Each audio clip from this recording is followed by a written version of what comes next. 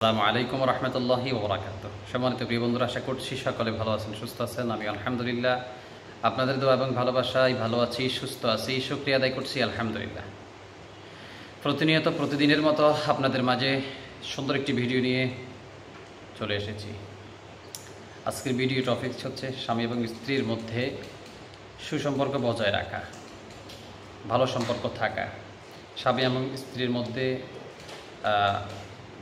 ভালোবাসাটা গভীর হওয়ার জন্য যেই আমলটা, তো এটা আসলে খুবই সহজ একটি আমল।